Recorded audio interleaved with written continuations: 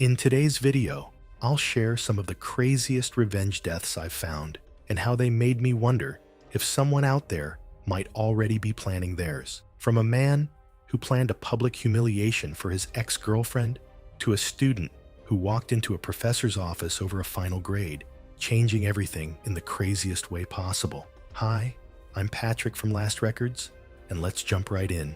It was March 14th, 2014, in Pittsburgh, Pennsylvania.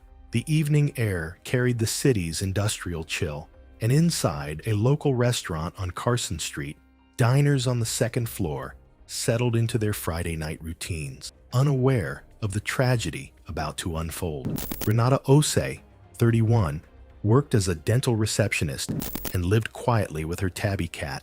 She maintained a small circle of friends and avoided confrontation whenever possible.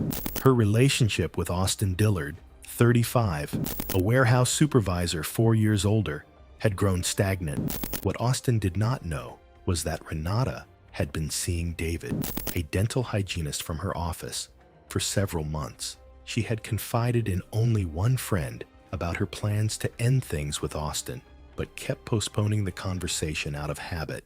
I get it. Avoiding hard conversations feels easier, but this is exactly how things build up. 2 weeks earlier, Austin discovered fragments of deleted text messages between Renata and someone named D on their shared tablet. Using a free data recovery application, he pieced together enough to confirm his suspicions. Rather than confront her immediately, he began tracking her movements using a small GPS tracker hidden beneath her car seat. He confirmed she was visiting David's apartment regularly. This is where it starts getting uncomfortable. Like he's not just hurt anymore, he's planning something. The discovery transformed his hurt into something methodical and cold. The reservation at a local restaurant had been Austin's idea, framed as an early anniversary dinner. He specifically requested a table on the second floor, near a narrow staircase lined with decorative chain railings. He even arranged for 2 friends to sit nearby, telling them only that he planned to confront Renata.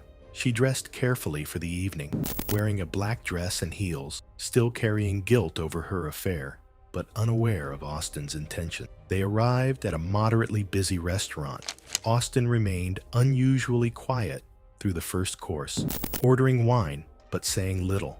At one point, he placed his phone on the table and played a recording of the recovered text messages between Renata and David, loud enough for nearby diners to hear. I don't see that silence as calm.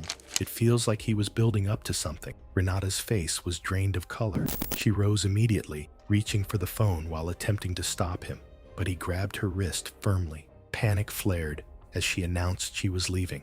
Austin positioned himself between her and the staircase, and as she tried to move around him toward the exit, he grabbed her upper arm with both hands and shoved her forward while she was turning to get past him. And in my head, this is the exact moment everything crosses the line. It goes from words to something physical way too fast. The decorative chain caught her at hip height, but off balance and in heels. Her momentum carried her over the barrier. She fell 14 feet down the narrow stairwell, landing head and shoulder first on the tiled foyer floor below. The impact reverberated through the restaurant. 7 diners witnessed the shove, and security footage captured the entire sequence. I can't even imagine how fast that happened. 1 second it's an argument, the next it's over. Renata lay motionless at the base of the stairs, blood pooling from a laceration on her right temple. Her right shoulder was visibly deformed, and her neck bent unnaturally. The restaurant manager called 911, and paramedics arrived within minutes. She was transported to a local hospital, but never regained consciousness. The fall had caused an epidural hematoma, bleeding between the skull and brain that rapidly increased pressure, pushing her brain sideways. Medical authorities determined that Renata died from a severe traumatic brain injury, along with a fracture in her neck. The autopsy showed bleeding in the brain that quickly built up pressure. Her C4 vertebra was also fractured and displaced, confirming significant impact to her neck. Even with immediate surgical intervention, the brain herniation had progressed too far. She was pronounced dead roughly 2 hours after the fall. I keep thinking this could have been avoided at so many points. Just walking away, having that conversation earlier, or even the place having safer barriers. Austin Dillard was arrested at the scene without resistance. Investigators discovered the GPS tracking device, recordings, and evidence of premeditation. He was charged with third-degree murder and ultimately convicted, receiving a sentence of 20 to 40 years. Within 2 weeks, the restaurant replaced the decorative chains with full-height railings, acknowledging the tragic failure of the original barrier. Even something as simple as a proper railing might have changed the outcome, which makes it even harder to look at.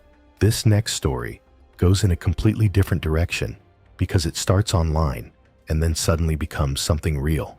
It was August 19th, 2016, in Columbus, Ohio. The Hilliard suburb was quiet, the summer heat fading, as a resident worked on a laptop inside a modest rental house, unaware that someone had been watching the home for weeks. Terrence Mulvey had built his identity around his social media channel, a modest operation with tens of thousands of followers who followed his local food reviews and amateur comedy sketches. At 27, he supplemented his part-time print shop income with modest AdSense revenue and occasional local sponsorships. He lived alone, spending most evenings editing content in a cramped bedroom. Online, his persona was confrontational. He regularly engaged in comment arguments and publicly called out anyone he felt had wronged him. I feel like when your whole identity is tied to something like that, it's easy to take things way too personally. 6 months earlier, Deja Patton, 25, had posted a video exposing Terrence for allegedly stealing money from a group trip fund and sending harassing messages to a woman in their circle. The video had only 6,200 views, but its impact on Terrence's small online presence was severe. He lost a sponsorship deal and thousands of followers. 2 poorly received response videos and his increasingly aggressive messages to Deja only worsened his situation, culminating in his obsession with what he considered the destruction of his career. He spent hours researching Deja's personal information online, eventually identifying her address and repeatedly driving past her home. This is the point where it stops being online drama and turns into something real and dangerous.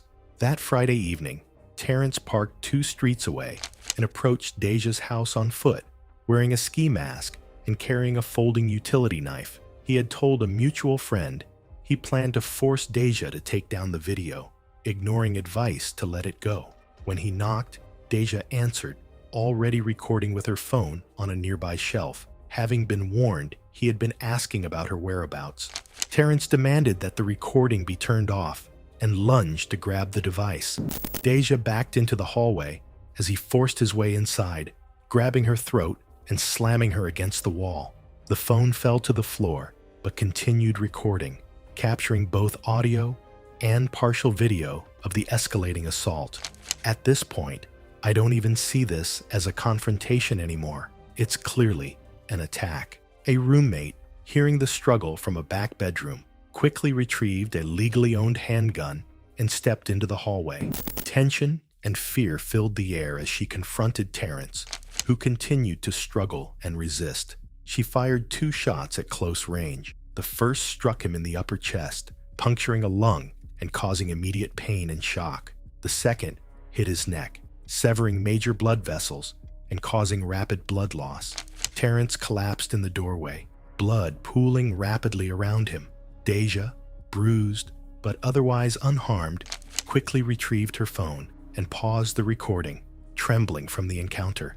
The roommate called emergency services immediately. Paramedics arrived within minutes, but Terrence had already lost consciousness from severe blood loss and went into cardiac arrest during transport. He was pronounced dead at a local hospital shortly after arrival. The footage from the phone provided a chilling, unbroken record of the entire event. Having that kind of footage changes everything.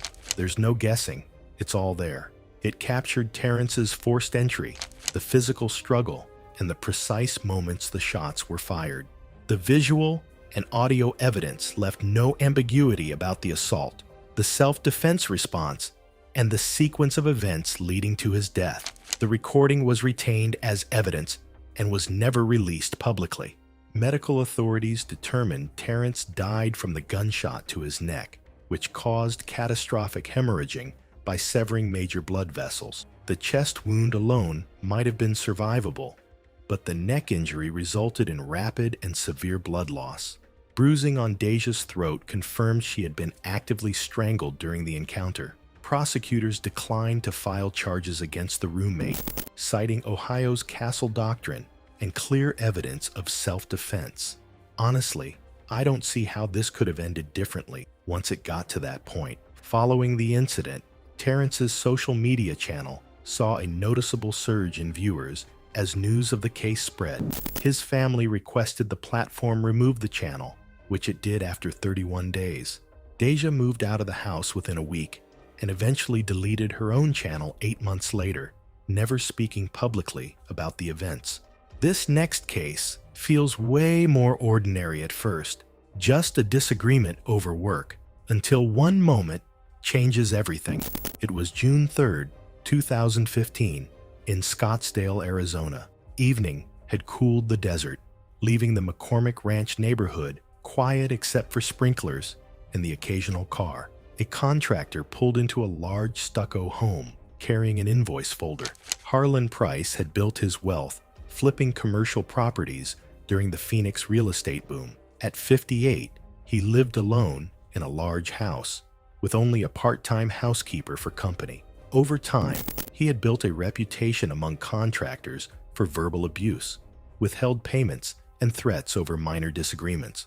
From everything documented later, it seems like most people just chose to walk away rather than deal with him. Dario Fuentes, 41, had been hired to retile a master bathroom and install a kitchen backsplash. The work had been completed within industry standards, but Harlan claimed one grout line was uneven and refused to release the second payment. When Dario pushed back, a contractor's lien was filed. Instead of resolving it, Harlan escalated, sending messages that threatened Dario's license and future work. I think this is where things start to shift.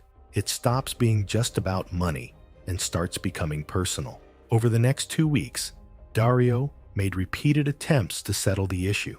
Each time, the response was the same: dismissal, insults, or no reply at all. The unpaid balance began affecting his finances, and the threats started to carry weight. From the outside, it looks like pressure building in a pretty predictable way. By the time he drove to the house that evening, the purpose had changed. The invoice folder was still in his hand, but I don't think that was really why he was there anymore. Harlan answered the door, already irritated. He had been drinking, and the house was empty except for the two of them. Inside the kitchen, the conversation broke down quickly. He repeated that he wasn't paying, called the work substandard, and told Dario to leave.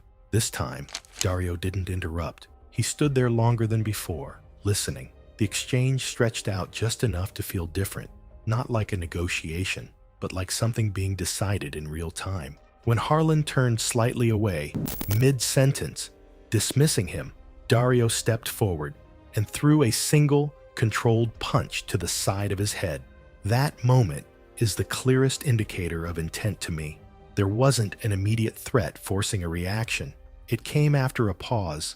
That makes it feel less like self-defense and more like a decision he had already moved toward before throwing it. The punch landed cleanly, immediately disorienting Harlan. With his balance already affected by alcohol, he fell backward, striking the edge of the granite kitchen island before collapsing onto the tile floor. It's one of those situations where everything happens fast, but when you break it down, the lead-up wasn't fast at all. Harlan lay motionless, a deep cut visible at the back of his head. The initial strike caused neurological disruption, and the impact against the granite resulted in a skull fracture and internal bleeding. Dario didn't stay. After a brief pause, he turned and left the house, getting back into his truck and driving away from the property. Harlan was discovered later and transported to a hospital but never regained consciousness. Security footage and prior messages suggested the incident stemmed from a prolonged dispute rather than a sudden reaction, and medical authorities confirmed he died from blunt force head trauma worsened by alcohol. Dario was identified through prior messages and records linking him to the property and was arrested at his home 2 days later without incident. He was later convicted of voluntary manslaughter and received a sentence of 10 to 12 years. Harlan's estate was sold, the contractor's lien settled, and Dario's business dissolved during his sentence. To me, this case doesn't hinge on the punch itself. It hinges on everything that happened before it. That slow buildup, the repeated attempts, the frustration turning into something more focused. By the time that moment came, it didn't feel reactive anymore. It felt like a line had already been crossed internally before anything physical even happened. This next story feels different because nothing happens right away. It's everything leading up to it that really matters. It was January 20th, 2017, in Newark, New Jersey. A local community college building was nearly empty, winter light filtering through grimy windows and casting long shadows along quiet corridors, broken only by the occasional echo of footsteps and the hum of fluorescent lights. Gerald Swick had spent 11 years as an adjunct statistics professor at the college, never advancing to full-time faculty, even though he clearly believed he deserved better. At 54, he lived alone in a small apartment and drove a 2009 Honda Civic. He had a reputation for inconsistent grading and a nasty habit of humiliating students in public. I get the sense that people like him thrive on making others feel small. 3 formal complaints had been filed in 5 years, none resulting in any disciplinary action. Kwame Asante, 23, worked part-time at a distribution center while pursuing an associate degree in business administration. The first in his family to attend college, he struggled with statistics, failing Swick's course twice despite passing advanced math elsewhere. A third failure would completely block his transfer to a 4-year university. I remember thinking about how fragile that line is, the way a single grade can make or break someone's future. His final project, a regression analysis he spent 40 hours completing with a tutor, earned 51 out of 100 with the note methodology flawed. See rubric. Combined with a 74% exam score, the grade destroyed his transfer eligibility. Kwame left his part-time job that day, convinced that Swick's treatment had been unfair and targeted, and that something had to be done to hold him accountable. I think that's the moment he decided he wasn't just angry anymore. He wanted payback. Kwame arrived at the building just before office hours ended. When he knocked on Swick's office door, the professor immediately insisted the grade was final and tried to close the door. Kwame pushed it open, entered, and shut it behind him. Witnesses nearby later reported raised voices. Swick threatened to call security, and Kwame accused him of ruining 3 years of his life. In that moment, it all escalated violently, and Kwame struck Swick multiple times, with his head impacting the sharp edge of the desk. The first blow caused a depressed skull fracture, bruising the brain directly, and the subsequent impacts produced contra-coup injuries on the opposite side.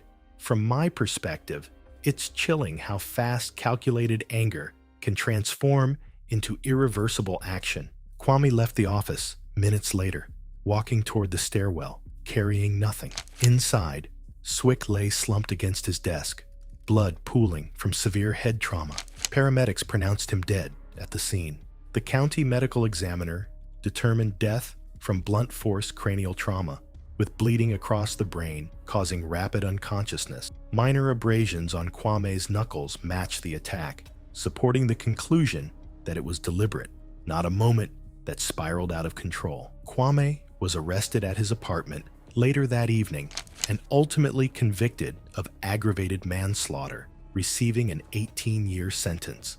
From my perspective, it's impossible to separate the crime from the sense of long-term injustice that drove it, even though nothing could ever justify it. An internal college review following the case identified concerns about grading patterns, though the findings were kept internal. Policy revisions on adjunct oversight were quietly implemented. Kwame's mother attended every day of the trial, but avoided the press entirely, and the transfer application remained closed indefinitely. I can't shake the feeling that this one confrontation, this single act of revenge, echoed far beyond the classroom, leaving consequences that would ripple through lives for years to come. This next one is hard to watch because you can already feel where it's going. You just don't realize how bad it's about to get. It was September 9th, 2017, in Memphis, Tennessee. The Ridgeway Crossing apartment complex was quiet under the humid night air, its parking lot dimly lit by scattered streetlights. Residents were settling in for the night, unaware a months-long confrontation was about to erupt in the shadows. Cody Farrell worked the night shift as a supervisor at a 24-hour printing and shipping center, a job that covered his modest apartment and hobby of woodworking. At 29, he was quiet and unassuming, with no criminal record and a minimal social media presence. He had been dating Simone Garrett for 4 months. Simone had ended a 2-year relationship with Brent Okafor, 32, 6 months earlier, but Brent refused to accept the breakup, repeatedly texting her and showing up at her workplace despite warnings to stop. When I see stuff like that, it already feels like it's heading somewhere bad. Cody was aware of Brent's persistent behavior and had warned Simone he wouldn't back down if confronted. Though at 5 feet 10 inches and 175 pounds with no fighting experience, he was hardly intimidating.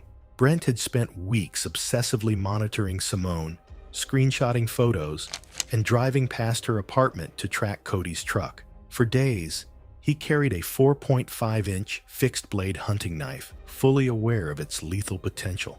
That night, he parked down the street, waiting in the shadows for Cody to emerge, ready to confront him with the intent to cause serious harm. As Cody approached his truck, Brent stepped from the shadows, knife in hand. He wasn't there to argue.